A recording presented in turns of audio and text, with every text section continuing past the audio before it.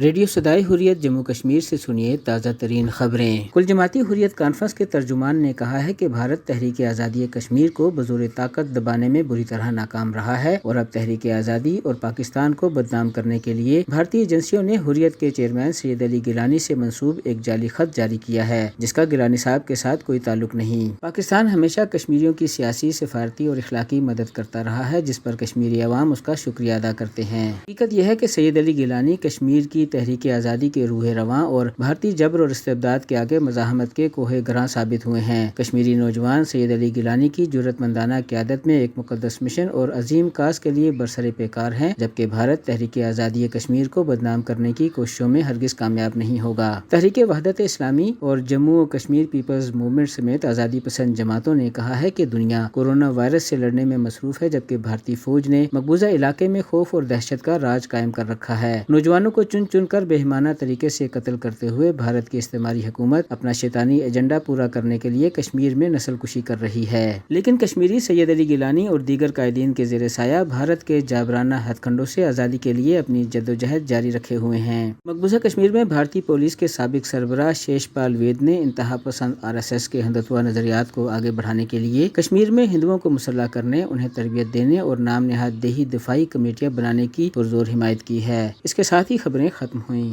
سید علی گیلانی تحریک آزادی کشمیر کے کشش ثقل کا مرکز ہیں، جو اس کو وہ وحدت فراہم کر رہے ہیں جس سے بھارتی خائف ہیں۔ یہی وجہ ہے کہ انہوں نے انہیں ہمیشہ ریاستی جبر کا نشانہ بنایا، عوام سے دور رکھنے کے ساتھ ساتھ ان کی ذات اور تحریک آزادی کو بدنام کرنے کی بھی کوششیں کی۔ یہ بات روز روشن کی طرح عیاں ہے کہ بھارتی ایڑی چوٹی کا زور لگا کر بھی اس بزرگ قائد کے عزم اور عوام کی ان کے ساتھ وابستگی کے تسلسل کو توڑ سکے ہیں اور نہ سکتے ہیں۔ Vice chairman Jammu Kashmir mass movement اور حریت کانفرنس آزاد کشمیر شاخ کے رہنما عبدالمجید میر جناب گیلانی کے بارے میں گویا ہے، سید علی شاہ گیلانی کی ذات ایک ایسی سرچشمہ ہے جس نے اہل کشمیر کو متحد کر رکھا ہے۔ آزادی کشمیر کے لیے ان کی قربانیاں اور ناقابل فراموش ہے۔ بھارت کے قابض حکمرانوں نے انہیں گزشتہ 10 برسوں سے گھر میں نظر بند کر رکھا ہے، جس سے ان کی صحت پر بھی برے اثرات مرتب ہو چکے ہیں۔ اہل کشمیر اور اہل پاکستان ان کی سلامتی اور عمر درازی کے لیے دعا گو ہے۔ کشمیری عوام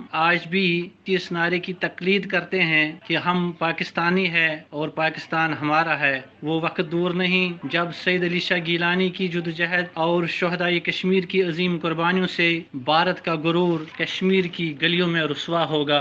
ظلم و جبر سے کشمیریوں کو اپنی عملداری پر راضی کرنے کا یقین کرنے سے پہلے بھارتیوں کو 8 سے 80 سال کے کشمیریوں کے چہروں کو غور سے دیکھنا چاہیے کہ ہر ایک گیلانی ہے جن کے عزم و جذبے کو شکست نہیں دی جا سکتی۔